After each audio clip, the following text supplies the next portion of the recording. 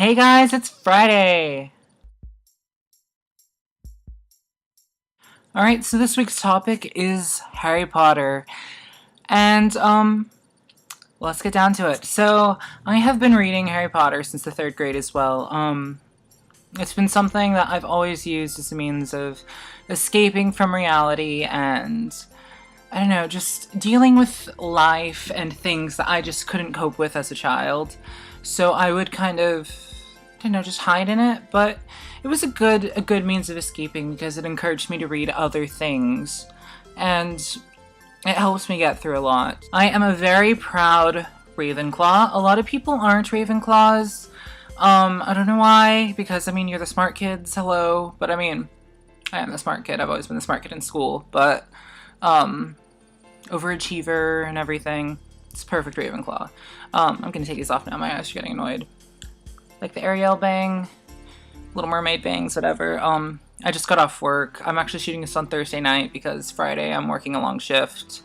I'm gonna be exhausted afterwards. My favorite book is definitely the 7th one because it was very different and there was so much more character development and it was more emotional and exciting and I don't know, I just loved it so much. Yeah, there were some boring parts with all the camping scenes, but I mean, there's always the boring parts in a good story.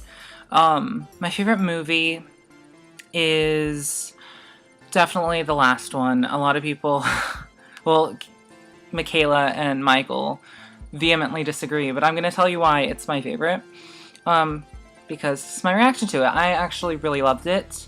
And the reason I really loved it is because after the 2nd movie, I accepted that the movies and the books were two very separate entities, and how they handled the Horcruxes with the 6th one prepared me for this because they didn't give a lot of input on it, because it is kind of a hard thing to explain in a movie scene, and also to explain all of Tom Riddle in a movie scene without it being too long or too confusing, because you have to admit the whole thing with the Gaunts is very confusing.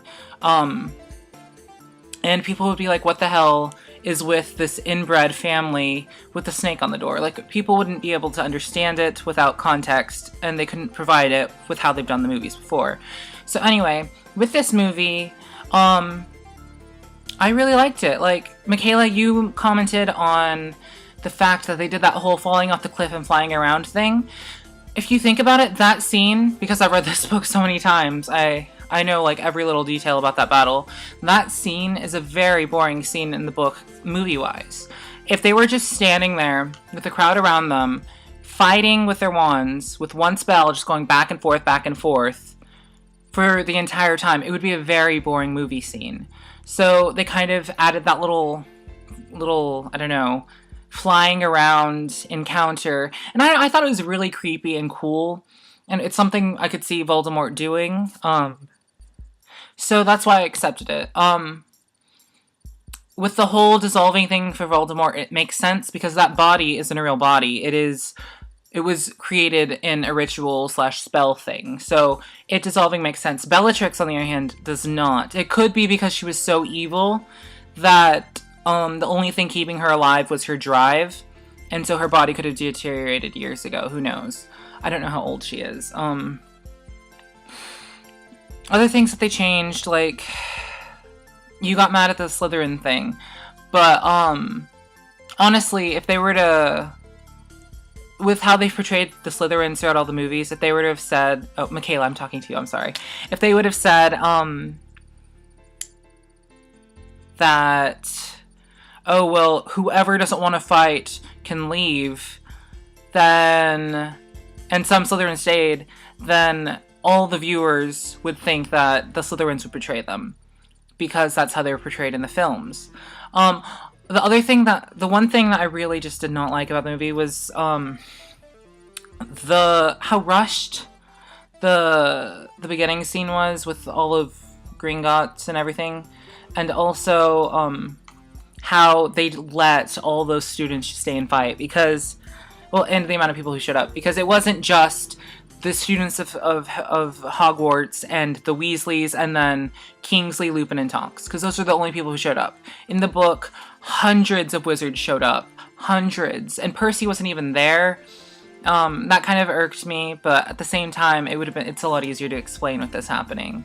I really loved McGonagall's just rise to power and everything. I was so happy. Like, I screamed in excitement when she was like, it's time to do your duty and defend the school. Like, that's my favorite part in the book, and it was my favorite part in the movie, and I was crying the entire time. I had to drive home, and we almost crashed like 3 times. I'm sorry, Amelia and Greg.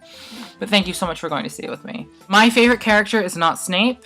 Although Snape is a very important character, J.K. Rowling herself said he is the most important character in the entire series.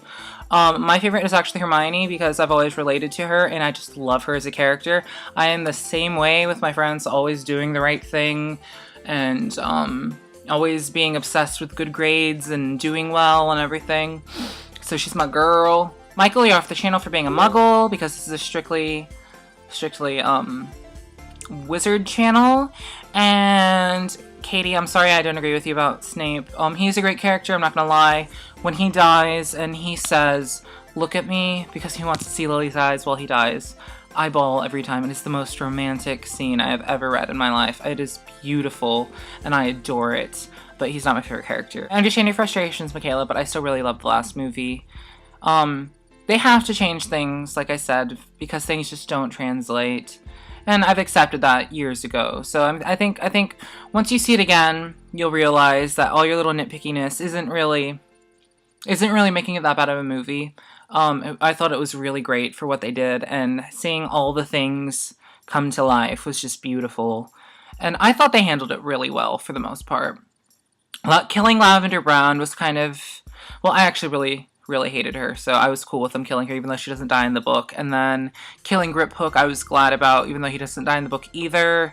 I'm sad that they didn't show any more deaths. I know that's horrible, but in the book, like, you really get a real sense of how many people are dying compared to the movies, other than seeing the piled bodies. But the one thing that really pissed me off in this movie, the one thing that I was actually legitimately mad about was the fact that Hagrid got 3 fucking lines in the entire movie. He was a huge part in that last book, and all he says is like, Harry, why are you here? Harry, no.